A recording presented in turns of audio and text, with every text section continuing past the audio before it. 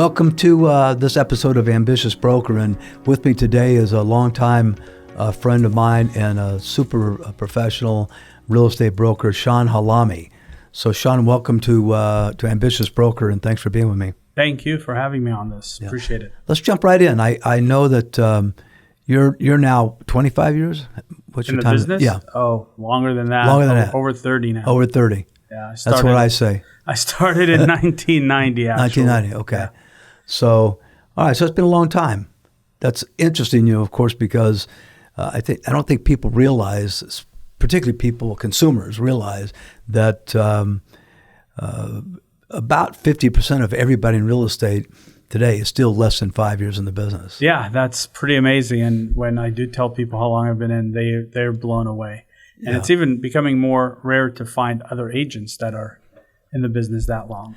Yeah, it's true. I mean, you think about, when I think about this, and I think about it's just an observer of the industry now, I guess you'd say, and someone who studies it, the fact that 1 out of every 2 agents out there literally only have the last 5 years perspective. Right. Add to that most are only doing 1 or 2 transactions a year. Yeah. So you're talking about half the industry is involved with less than probably 10 escrows or 10 transactions over the course of their entire year. Yeah. And I think clients forget about that. Yeah, it's really interesting because there's so much to a transaction these days that has changed that really, if you don't have someone who has their hands in it all the time, it's amazing that. Yeah, I mean, you've got a more complex transaction, more variables, more paperwork, with less training. Way more paperwork, yeah. In the industry. Completely, yes. Yeah. So, and there's no way that a consumer could possibly know that.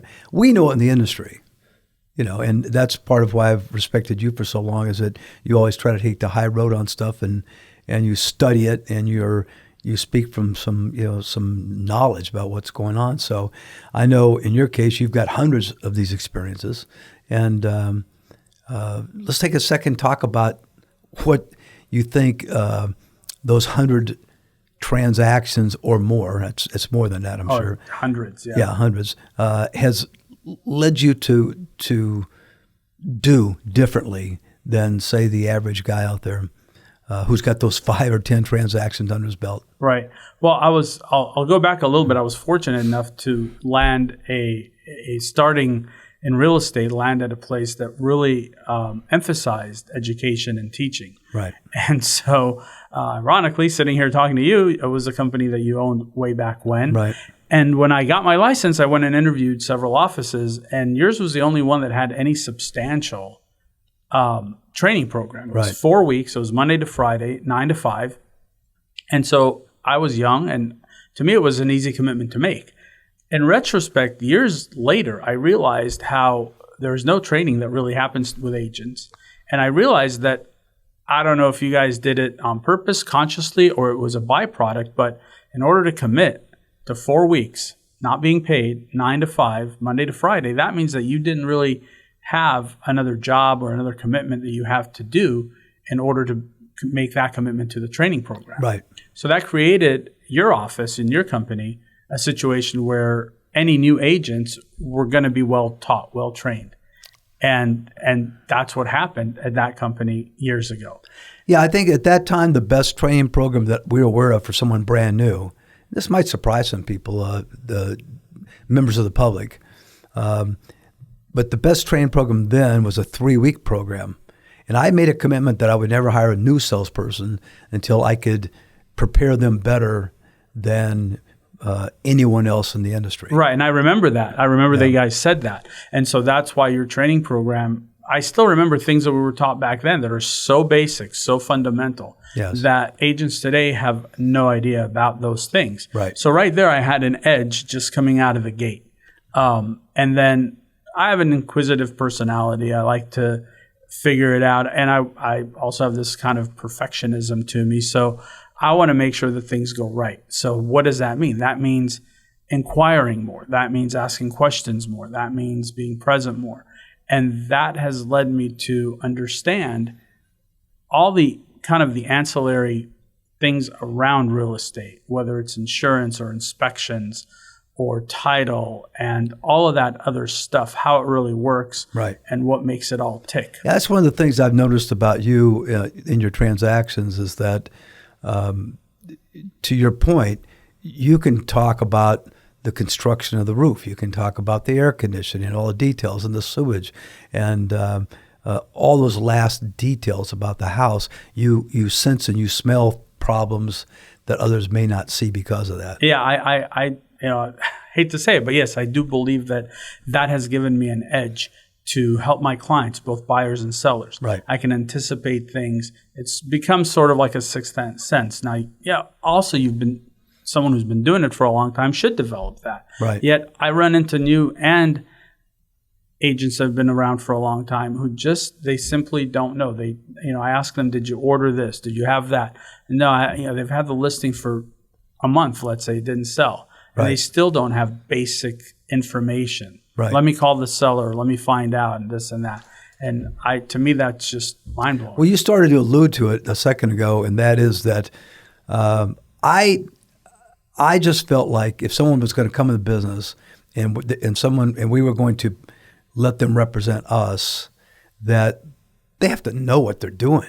And even after that 4-week training program, which by the way was 33.33% more than anybody else in the business at the time. Way more, and it could have been more probably if you want to really, really get prepared. We had some follow-up, training and so forth. But the thing that was interesting about it is that a huge percentage of those people have gone on to become very successful. I would think so, yes. And then when we analyzed that, years passed, because it wasn't, you said something about this, but it wasn't the original intent of doing it. We were just trying to put together good content and have enough, curriculum that covered enough that we felt a client was pretty well protected. So, but in retrospect, it's true that we believe today is that when the person had to make a commitment to 4 weeks, when they could go to any real estate company on the planet and start tomorrow, that there was something innate in that person that says, I'm just a character, I'm just the kind of person that feels like I need to know what I'm doing. Yeah, and you know what? I was blown away by that. There were a couple offices, we'll give you a desk and you ask questions, and I'm 23 years old at that time, and I don't know, I knew I didn't know anything. Right. I'm like, really? I'm going to help people buy and sell a house? And there's just go? Yes. I found that to me very poor agree. judgment, and so that's how we met, and that's how it all started. And when the broker and trust concept came along, I was very discouraged with real estate. This was around the 2010, 11, 12 time period, right? And what had happened with the big companies and how they were all about the numbers, and it was no longer a client-centric industry. It became an agent-centric industry. That's right. And what that meant was the main offices, the owners, the brokers, the philosophy became more agents, more deals. Even if we have 100 agents that do 30 deals collectively, that's 30 more deals than we didn't have. Right. So let's do it. And the risk, fine. There's insurance. You deal with it. It doesn't matter. But what that happened is it diluted the quality of the experience for the consumer. Right. And that frustrated me beyond all. And I was surrounded. I looked around one day and I'm thinking to myself, wow, there's so many agents around this office that and I was no longer at your office. You had moved on to other things. Right. But there was no longer a quality source of people. And it really just frustrated me.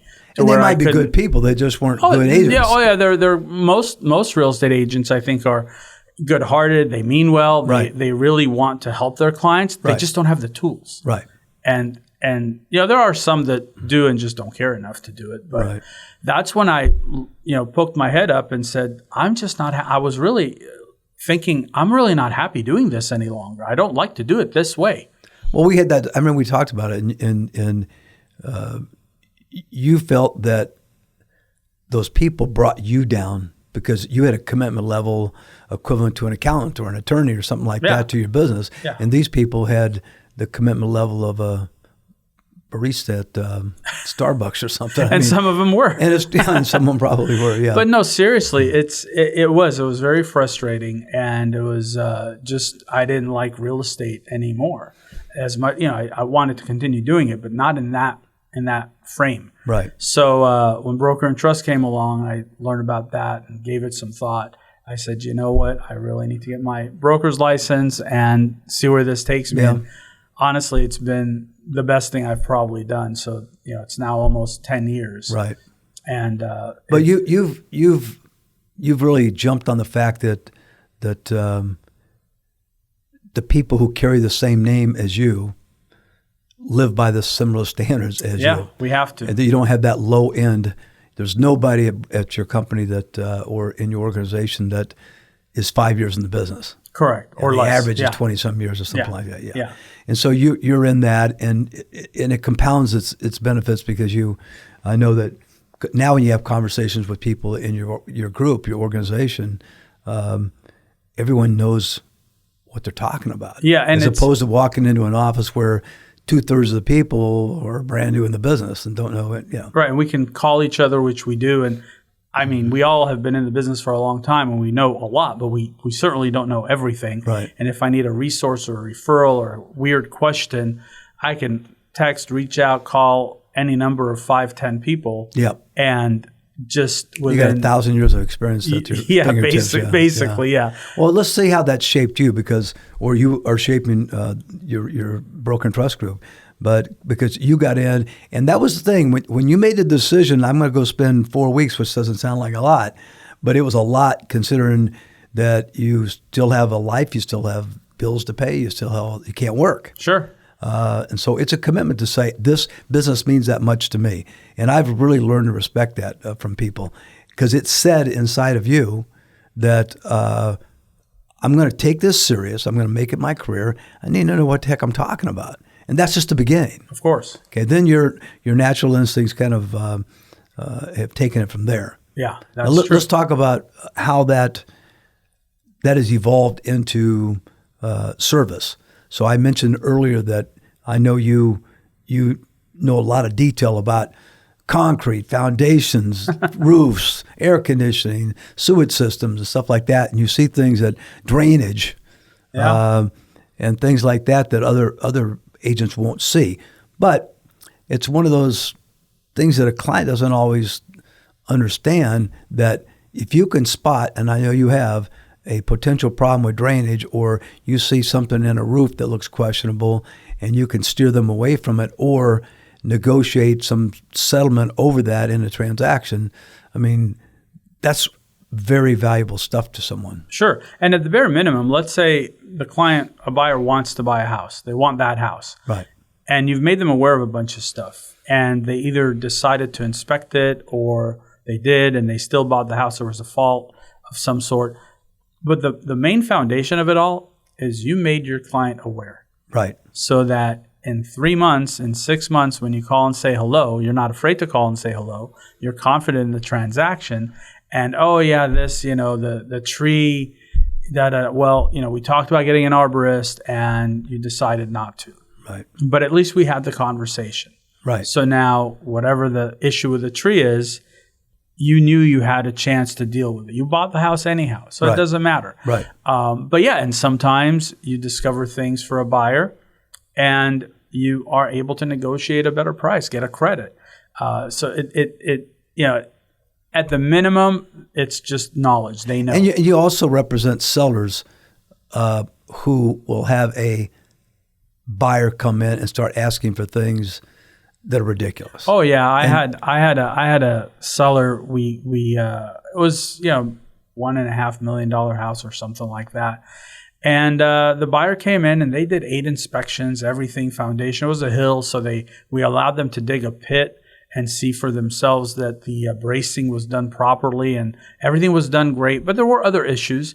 There was a leaning wall in the backyard, and you could see the wall was leaning. Right.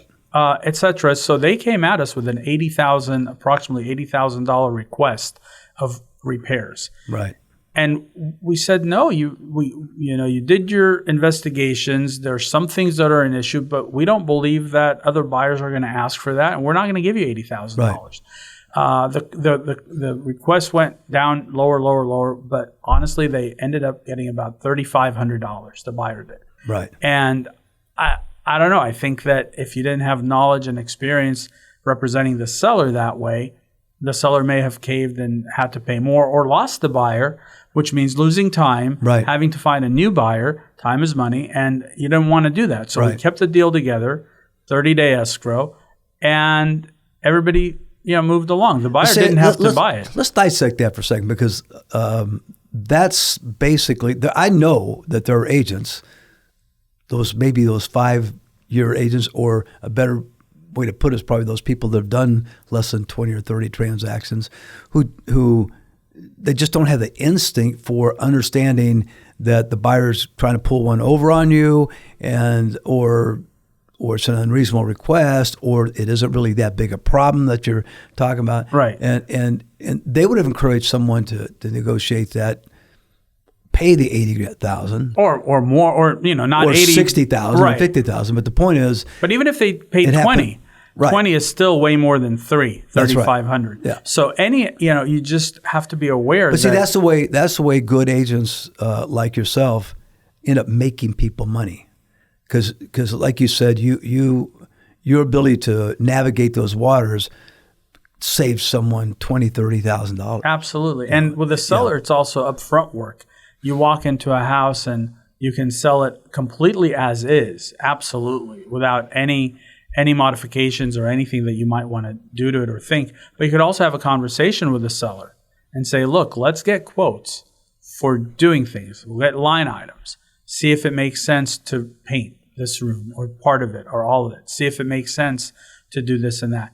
If we get a quote, and let's say the quote comes with $20,000 to do all these things, and then you do comps to the house, you analyze the comparables, and you say, look, homes that in your neighborhood, this area, that were basically as is, you can tell from the photos. I've talked to the agents many times. I've seen the houses myself, and they didn't really do much. This is what they sold for. But look, if they just spruced it up a bit and they did these few things, paint, flooring, etc., they might get $100,000 more or more.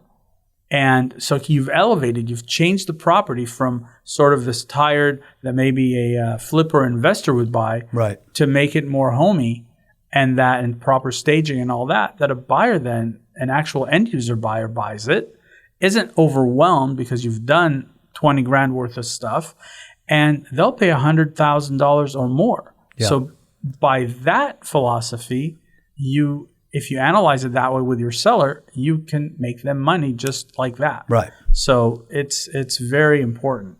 Yeah, the experience is, and it's unfortunate that a seller and a buyer will typically do a transaction every 15 years or something. Yeah. So they aren't doing a lot of transactions. You take someone in their third house, they've covered 50 years of their life probably. So it's a grossly underestimated service if someone does it well. Yeah. And that's why I'm having you here today, is because you do it well, and you do.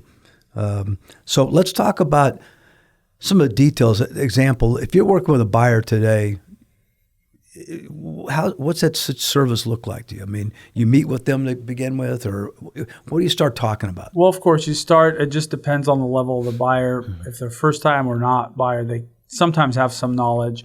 But you start with, for me, it's before you go shopping for anything, you got to figure out your budget.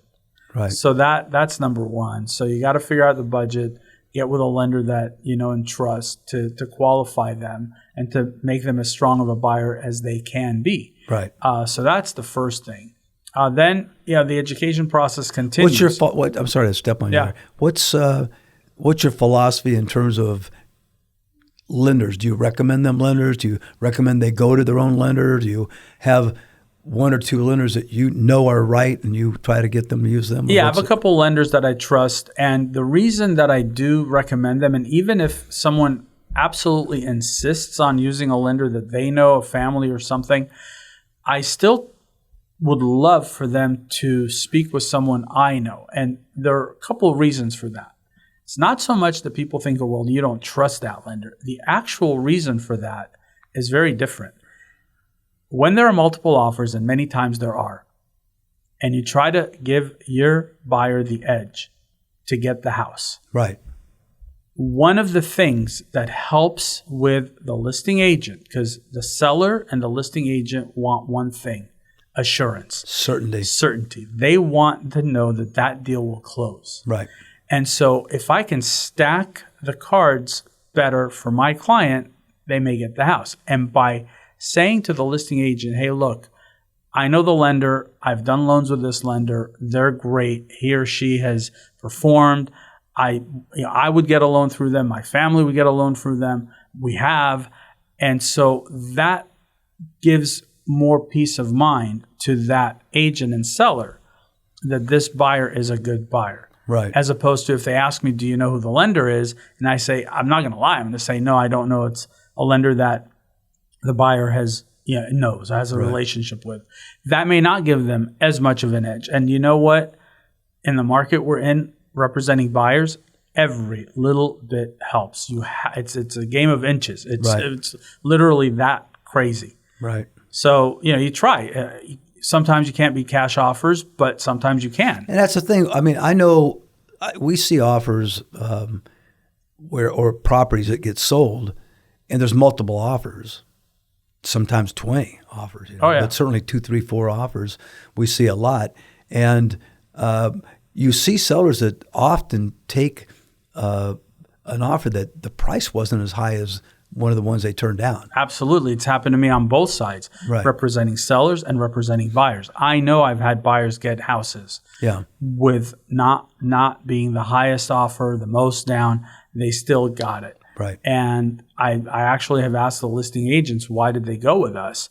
And they said, your whole package, the way you submitted it, the way you presented it, and even though we don't present offers in person anymore like we did before computers and years ago, which was amazing to do, there's still a way to package it, to write the offer, to communicate properly that gives your client the edge. And that literally has gotten my clients, my buyers, houses.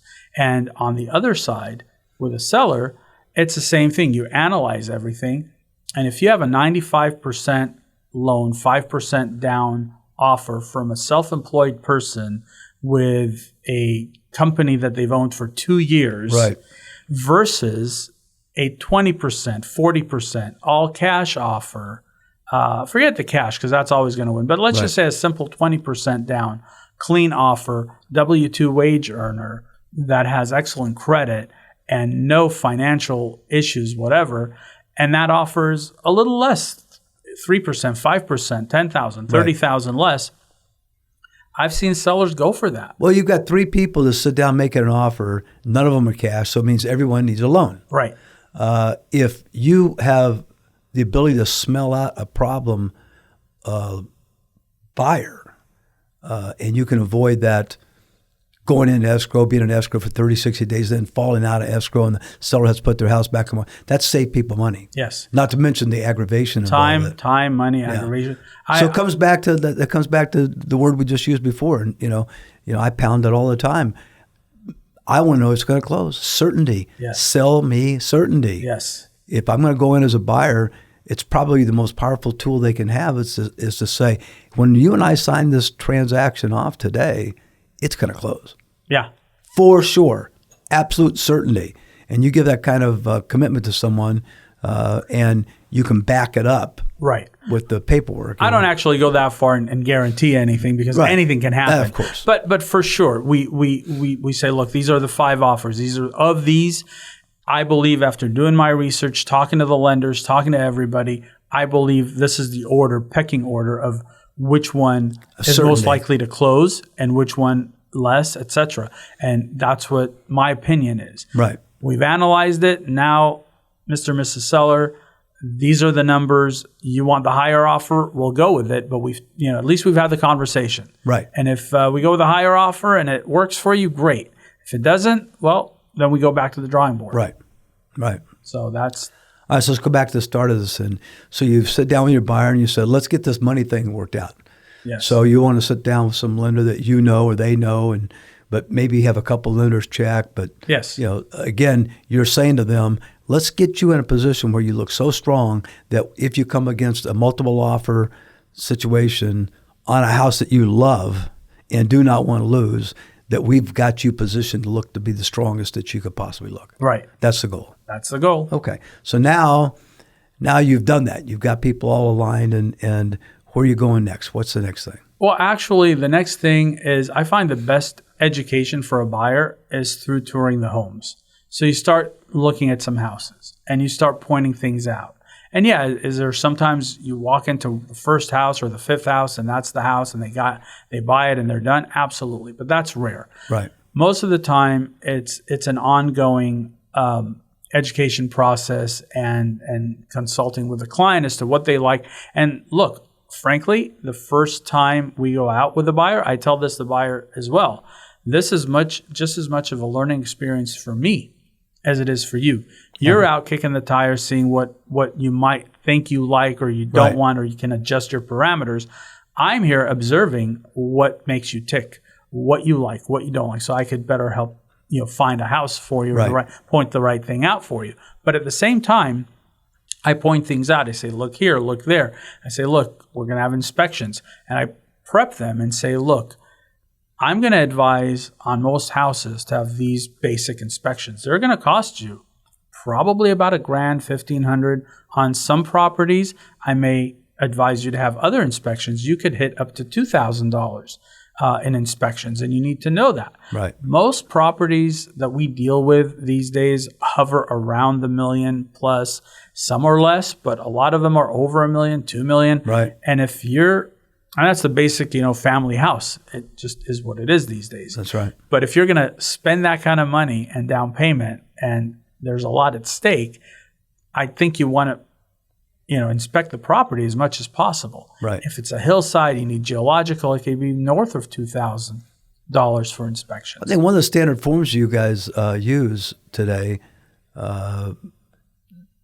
spells out, I think, 35 or 38 different kinds of inspections that could take place. Yeah. It has a list. It's just a refresher, kind of a prompt people to say, look, this is kind of everything potential. Right. And it includes things for wells, for rural areas, which you're not going to do. And it even has a few lines to add other inspections that may have not been listed on the form. But yeah, I go when we get an offer accepted, I send that form to every buyer and I say, look, these are the inspections I would recommend. Here's the form with all of them. Look through it. It's a good point where you say, 30 some years and hundreds of transactions where you could say, maybe I can save the buyer some money because my instincts through my experience and learning tells me that's probably not a problem. You don't need to spend $1,500 to go get that inspected. Right. If you're on a flat piece of property in an area that's completely flat, you're not going to do a geological inspection. Right. It makes no sense. Could you do it? Sure. But really, it just doesn't really make any sense to do that. Right. Okay. So next step. Now you start looking. You'll start looking. Now you're finding a house that you like. So then you write the offer and communicate with a listing agent right away. See what's going on. If it's a brand new listing and you go to the open house and there are 50 groups of people in the house during an open house, in the 20 minutes you're at the house, well, that house is going to have a ton of activity. Right. If it's been on the market for 3 weeks, maybe it's a little overpriced. Maybe you have some negotiating power. Yeah. That sounds so funny to say at 3 weeks, it's an indicator of something, Yeah. I mean, I think you started in an era where 3 months would not be short. Correct. Yeah. We in the early 90s, we had 10,000 listings and we sold a few hundred a month. So right. It was silly. Yeah, a lot of difference. Okay, so now you're out there showing, you're getting prepped. They like this house, and do you go through comps with every one of your buyers? Yeah. We go through comps, but I also, again, in the market we're in, I tell them, look, comps are okay, but they're sort of just a very loose gauge as to what's going on. It's a ballpark. It's a ballpark, and get you in the area code. Kind of. Yeah. Because what are you going to do? You can't say, look, these are the comps, and yet the house sells for $100,000 over the comps. Right. Because other buyers want to pay more. Right. So really, your barometer is the activity, and you try to talk to the listing agent, get some kind of gauge. Some people tell you more, some people tell you less. Right. And you know that they're really not going to lie to you about it. They're either not going to tell you, or they're going to tell you kind of accurate numbers. Right. And that's just the way it is, because most of the time when I find out that number and I tell my buyer and they're saying, well, we won't go that high, we'll write less. Well, then they don't get the house. Right. It closes, and I go, I remember the house that I live in now, which I've lived in for almost 20 years. But I remember when I bought it, there were 5 offers. I was one of 5 offers. 20 years ago. Yeah. And I felt that the property was overpriced based on comps. Right. Right. And then you say, well, comps is an indicator, but so are 5 people who want the house. Right. That's a good indicator too. Exactly. And when you have 20 of those people, that's a crazy indicator. That's a crazy indicator, yeah. So that tells you that throw the comps out. You're in a new arena now. You got 5 people who are wanting this house, you know, and 5 people aren't going to grossly overpay. And what was funny about it was I had drawn sort of a line in the sand personally, and I only have about 30,000 transactions under my belt, you know, since I started in real estate. And so I'm here, and I sort of made up my mind to not pursue this with the multiple offers because I thought even my offer was too high. And I remember going to lunch with a real estate broker who'd been around for a long time, and he laughed at me when I told him that. He goes, "You've been around this long enough to know, and now you're acting like a buyer. Right. You know, you're getting so emotional. You're saying this and that." And he says, finally, "Do you like this house?" And he wasn't representing me. We were just having conversation like friends.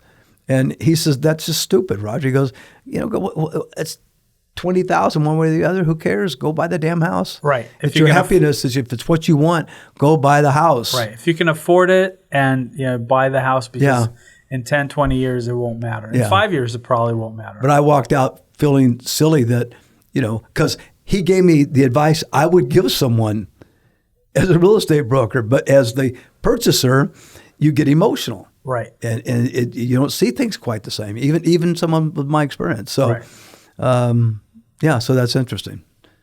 So we look at comps, we write the offer. I find out up front from the agent. If I can get a hold of the agent, have a conversation with them, not always the case, but when I can, I try to find out as much information of what the seller wants. Right. Short escrow, long escrow, other terms, rent back, not rent back.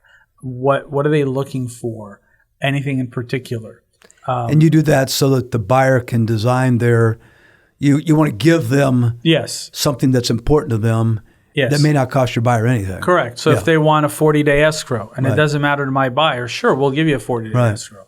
If they want a 25-day escrow, my lenders can close in 20, 25 days. We've done it.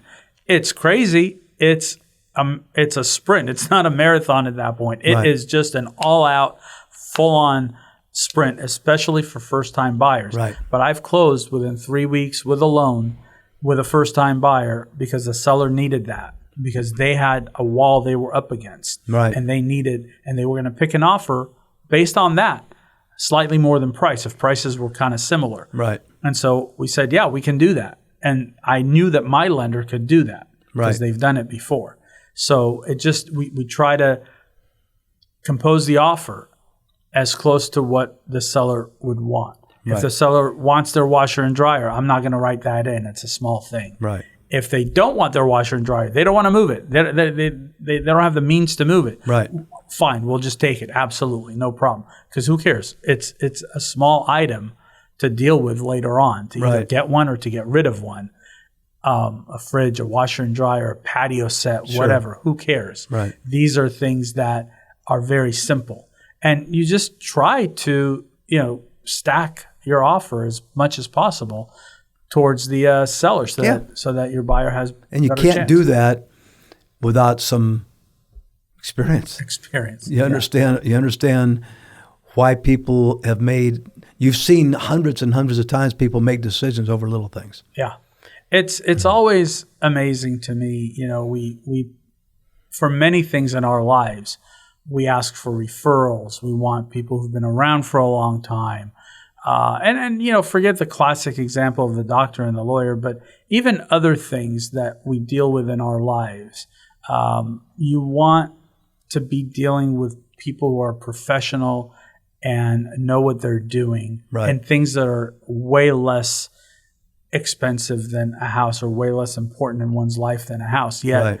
in real estate, we find that people are so quick to have someone represent them that just doesn't have that knowledge and background, right. because they may be a family member or a friend's referral or just someone they've met along the way, right. but seems like a nice person, so I'll have them represent me. I'll tell you what, I can't begin to tell people, again, I'm not selling houses as a person anymore, but in some of the closing business I see, it's almost impossible to explain how much damage I've seen done in transactions by people who just are relatively new, or they don't have a commitment to go to a 4-week training program. They just want to get out there and try to make some commission. Yeah. And then see clients who don't put that person through some sort of vetting process because they got thousands of dollars at stake, and yet they so underestimate the real estate transaction and what goes on that they don't think this agent with no experience is going to impact them, one way or the other. Right. And I've seen so much damage caused by that. Yeah. Some of my if I take my challenging transactions, the ones that I had another good agent on the other side versus the ones that I had an agent that I just could feel was just doesn't know what they're doing, right. or just isn't responsive, has other people return the calls or whomever, something like that. Right. The chances of a deal falling apart with one of those agents who isn't engaged and doesn't know what they're doing is huge. Right. If you have two agents that really know what they're doing, both trying to really help their client, right. and have a wealth of knowledge. And there are those great agents out there. A lot of them, yeah. Yeah, there are quite a few, but you got to find them. Yeah. And so there's a lot, but it's still a small percentage of the 1.5 million realtors out there. Yeah, absolutely. That's true. And so when I have that transaction and there are challenges, we get through them. We can save if everybody still wants the deal. If the buyer wants to buy, the seller wants to sell, the agents can really glue it all together and make it happen. Or blow it up. And if they're not, if they don't know what they're doing, yeah. or if even one just doesn't know what they're doing, right, then it just becomes very challenging. And because that agent isn't counseling their client properly to get them to still do the deal, or they let their personal egos get in the way, or it's like I've always said.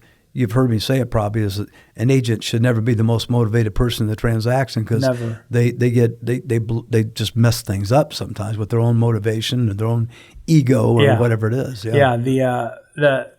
It's part of my upbringing, and again part of the education and people that I was around in the beginning of real estate, and the commission has never been the driving force. Right. It's do a good job. Just do a good job, because if you do a good job, you're going to get paid. And it comes around that way. Yeah, exactly. And you stay in the business for 30 years because most of your business is coming from clients that refer you friends or relatives, they come back to you. Yes. If you're a person 1 or 2, 3 years in business and you don't know that you're going to be in the business 5 years from now, what do you care about this repeat business? Right. Go in, get your money, get out, and go on, get your acting job, or whatever you want to do. It's also a philosophical thing about you as a person. And to me, it's just, I just want the buyer, the seller, whomever, to be happy at the end of the deal. And that's it. And, even if they don't give me business, I want the best for them. Right. I just want the best for them. And because of that, I don't care. I'll get paid. That's not an issue. That's not in the front of my head. That's like nowhere in the back somewhere. Right. I don't do the math of how much I'm going to get paid. I don't care until the end, and they send you the paperwork on the commission. Okay, fine. But that's not the driving force. It's just properly representing your clients. Yeah, it's one of those things where it's like, what's your purpose for getting out of bed? If it's, hey, I want to go out and feel good about myself and what I do for others, it's a character. It's hard to see in people. Right. It's just sort of like trying to do something good every day. Right. You know, it's that philosophy of life. It's if I have knowledge, this is the other part of this whole real estate thing. Now that I've been doing it for so long, I actually enjoy this way more than I did before. Right. It's a really fun adventure for me with each client, because to me, it's sort of, if I have knowledge and I don't give you my knowledge, to me, that's like malpractice. That's criminal. Why should I keep information buried if I know that it might help you make a decision to buy the house or not to buy the house? Right. If it's the wrong house, we're 10 days into the deal, and something isn't right, and you don't want to buy the house, and it's not right for you, we get out. I got to tell you, that's a common theme amongst the agents that have been on the Ambitious Broker podcast. Is I see it all the time, and a lot of the agents that come on, like you, I've known for a while, so I can speak to your credibility or others' credibility. But the one thing that I notice about people is that, and that's why I came up with the don't be the most motivated person, because what I see is the people who let nature take its course and try to help bring buyers and sellers together, they just seem to stay around a long time. You know, the others who are more short-sighted don't seem to stick around very long. That's true. You know, so it's good for the agent, it's good for the client, it's just good karma. Right. You know, how about let's flip the switch a little bit here and look at it from a seller. In fact, before we get into that, and I do want to talk about the seller part, is this new real estate world that we live in because of some of the new rules. You know, California has a law started January 1st, 2025 that says every buyer now has to have a contract with the person who represents them. That's brand new. Never happened in the 1,000 years of real estate. It's going to be an interesting change for people. You have to sit down now with a buyer and say, choose me, as opposed to the old days where the seller would pay the commission, and now the buyer's going to have a contract with you to pay a commission to you. Now, in some cases, the seller will pay that for the buyer, right, and you'll get paid that way. But it's the first time in the history of real estate where you have the buyer is contracted with an agent, and the seller is contracted with an agent. So it looks very much like a legal situation where you got an attorney on one side and an attorney on the other side. And I think the opportunity for guys like you in this new situation is that more than ever before, you can really draw a line that says, I'm here to get the best ever for you. Previous to this, you've always had in the back of your brain that you do still have some fiduciary to that seller. I legally maybe so, yes, but I never thought of it that way. I knew that, yes, the seller has committed in the old ways to pay the buyer's brokerage X amount. Right. But you're not going to get that X amount if you're not doing a good job for your buyer, if the deal falls apart. Right. So you still have to continuously focus on the fact that you have to represent your buyer before and now. Right. Yeah, the philosophy has changed, and we're seeing now that it's been, January of 25, it's been almost 6 months, 6 months or so since this changed. Right. It seems that it's finding its own place, and most sellers are paying it anyhow. Right. It may not be the same. It's more negotiable than it was before because it was predetermined. Right. It was negotiable before, but it was predetermined and inked and determined in the multiple listing service. Right. But now it's not. Right. So that's changed. I think the focus still has to remain on representing your buyer when you're representing a buyer, and representing your seller when you're representing a seller, and not. I don't really like the dual agency concept anyhow. I never have. Right. I rarely do both sides of the transaction. Yeah. It's happened to me. It happens once a year or less for me. Right. And I know agents that it happens a lot for them. Right. And I will only do it if I've sat both parties down, not together, individually, right, and thoroughly explained the pros and cons to a seller, right, and to a buyer. Well, it's actually not legal in some states. Yeah, it's not legal in some states. And so for me, I just feel like it's a much cleaner way to go. Right. If both parties thoroughly understand the pros and cons, and they still want to do it, great, we'll do it. But we've had that discussions before, and we go from there. And that's just the way that I feel is important to do that. What advice would you give? I'm sorry, before I do, let's go back and let's finish this path of the seller side now. Okay. You sit down with a seller in the very beginning and walk me down that pathway. First, it's why are you selling? What's your plan? Plan A, plan B, what's the motivation? Usually I know, but it's always good to confirm and ask and figure all that out. Right. But then it starts the road of, okay, so do you need to buy? Okay, it's more than just, okay, great, let's just sell your house. Well, what does that mean? Where are you going? Because selling eventually means you're not going to own the property. If you live in it, you need to be somewhere else. What's the plan for that? Do we need to go buy before we sell? Do we need to sell with a contingency of then finding a place you're going to go to, a home of choice? Right. What is that whole picture like? We got to focus in on that. Mm-hmm. Once we dial that in, we know, okay, this is what we're doing. Now we got to get the house ready to sell. Right. What does that mean? Does that mean that your house is cluttered and needs to be decluttered? Does that mean that you live in a house that you just keep immaculate all the time? You walk in and it just looks like a model, because some people do really live like that. Yeah. And some people don't. And there's everywhere in between. I've had people who've had to have had truckloads of stuff removed from the house first. Right. Dumpsters and dumpsters before we could get in there and do anything. And I've had the show-ready model homes that are just ready to go. Right. So you dial that in and you talk about I've seen people spend $15,000, $20,000 just to empty their house and stage it to look like the model home. Yes. Yeah. So then you start talking about that philosophy. And yes, you can always sell the property as is. Mm-hmm. Absolutely.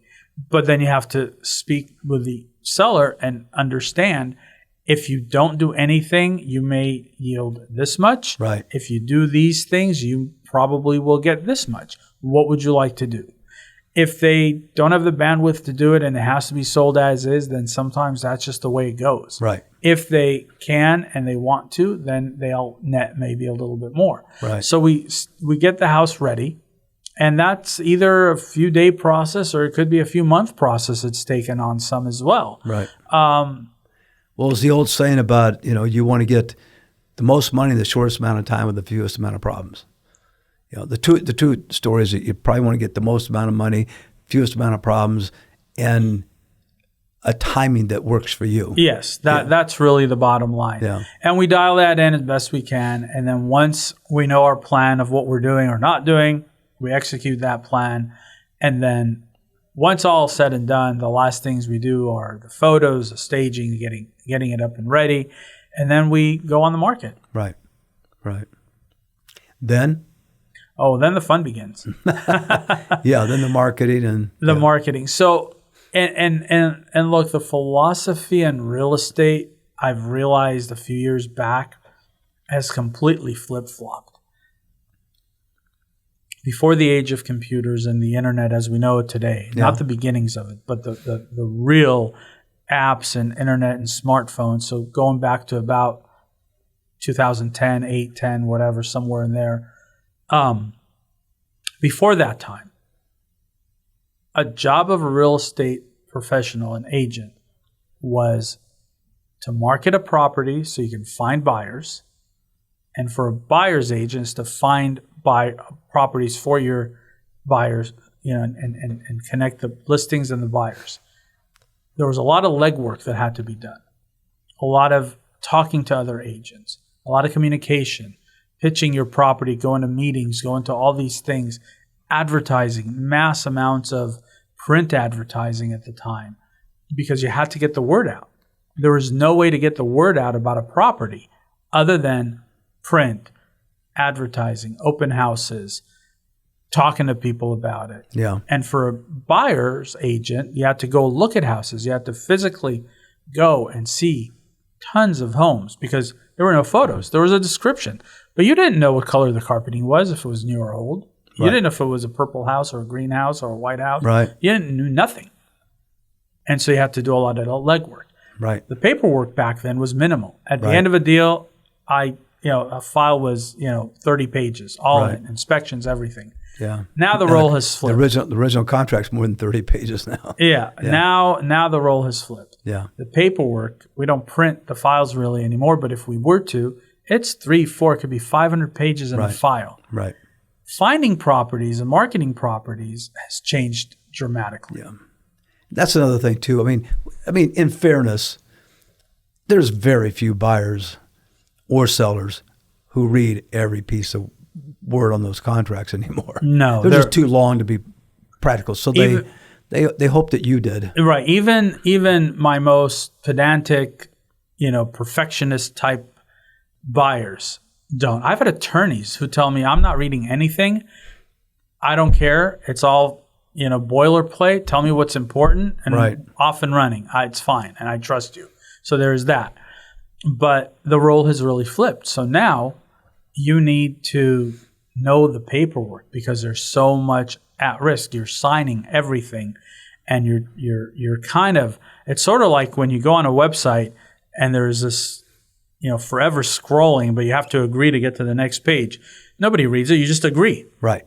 So, because in order to get to the next thing, you got to agree to it. Right. You don't know what you've agreed to. Right. And it's become sort of this way with real estate. The paperwork is daunting. It's pages and pages and pages. Right. And it's all to say, look, we told you, and I told you, and you told me, and da-da-da-da-da. Cover your back end stuff. Yes. Yeah.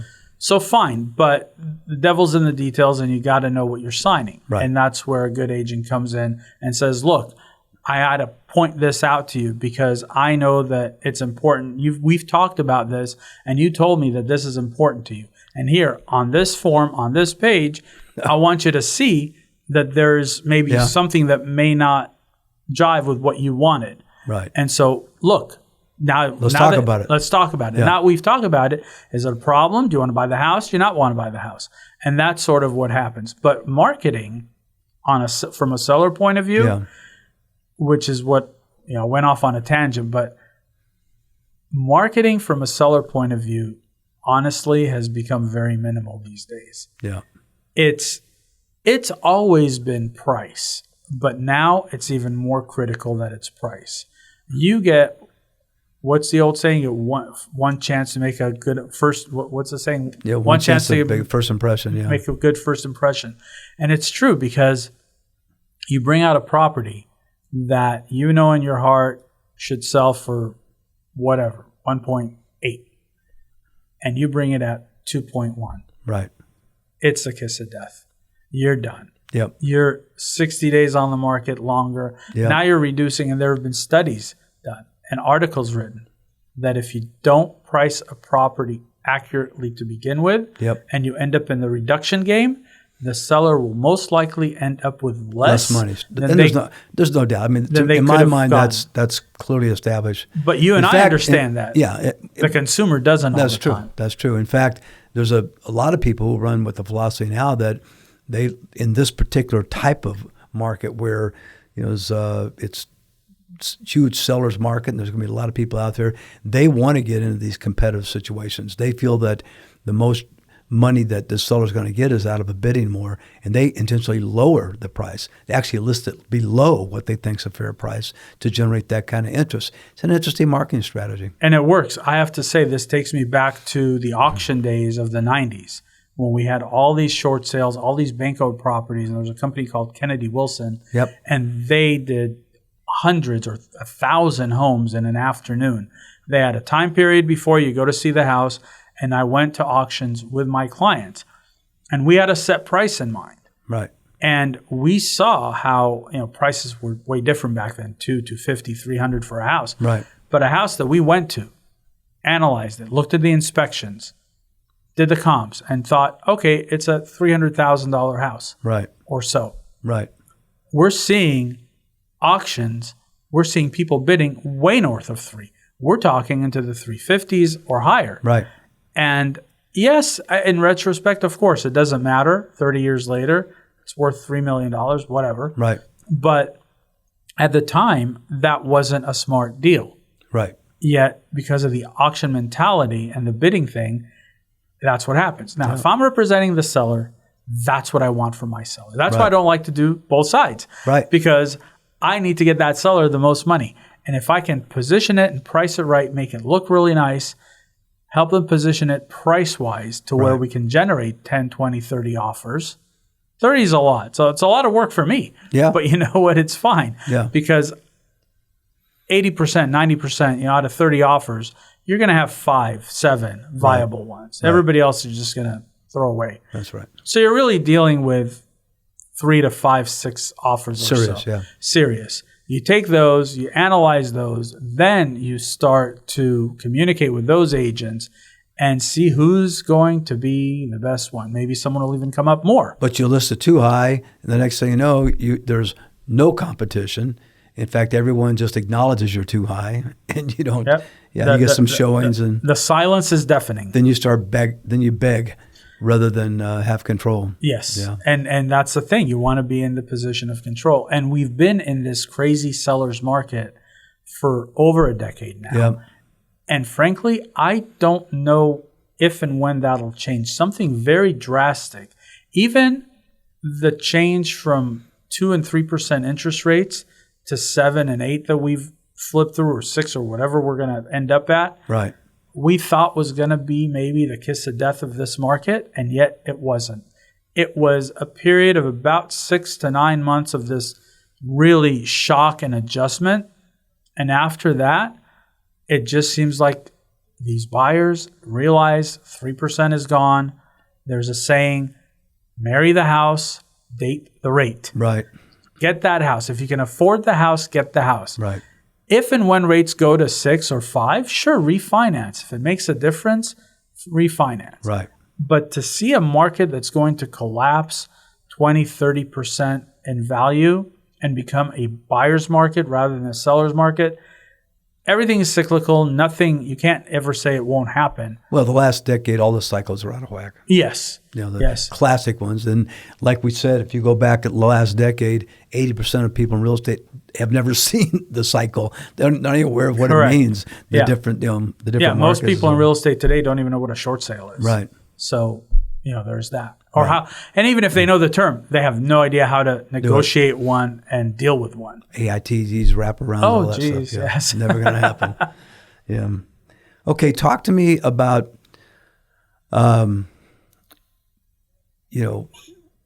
we've kind of talked about, but client service in general. I know that you're a very detailed guy. That's the devil's in the details is sort of a motto of yours, I think. Yes, that's for sure. Yeah. As far as client services, I mean, I've amassed these checklists now. Right. And I keep changing them, but I don't know. I'd have to look. Maybe 100 or so items on each checklist for a buyer and a seller. And you just go, and not everything applies to everyone, but a lot of it does. Right. And a lot of it is just, I know it's all routine, but you don't want to forget anything.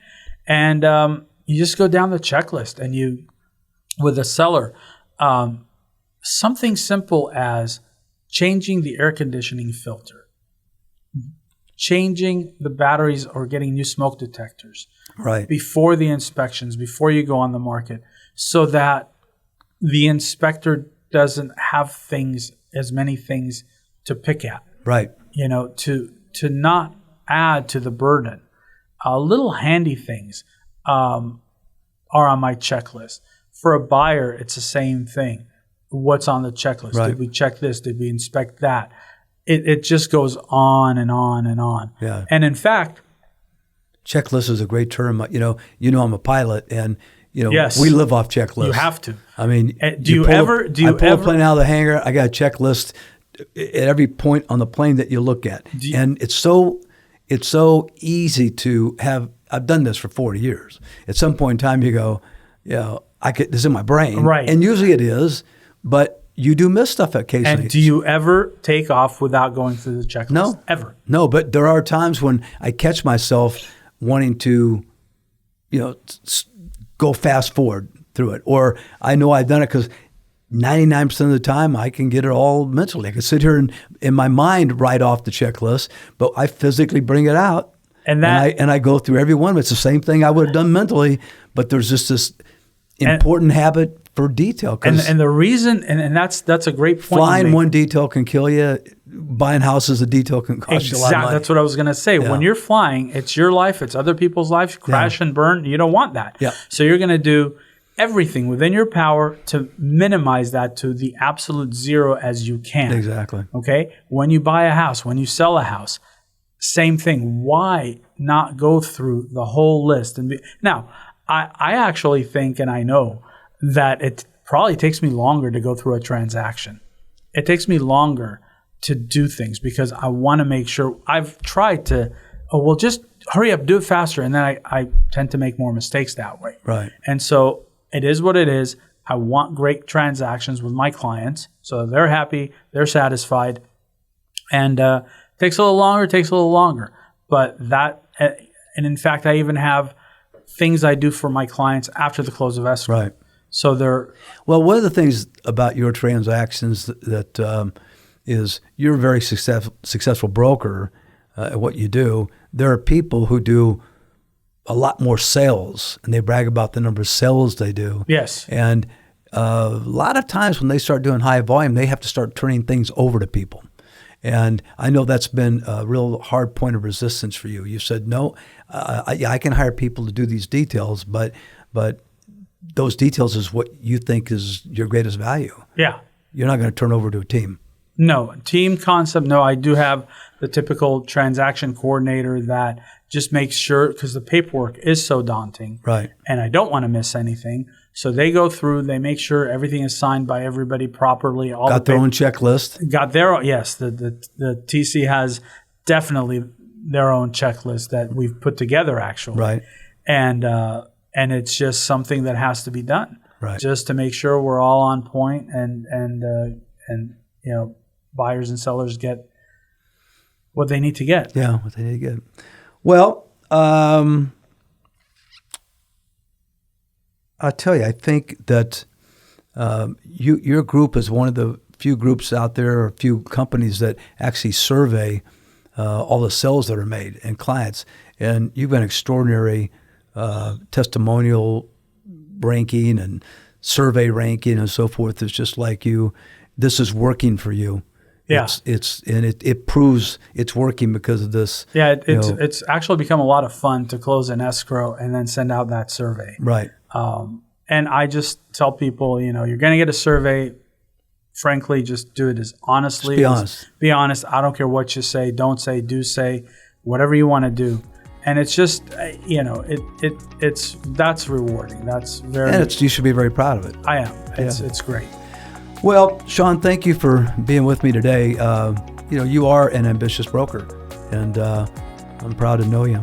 Glad that you're in my world. Well, thank you very much for having me. Appreciate it. You bet. Good luck to you. Thank you. Happy New Year. Happy New Year. Take care.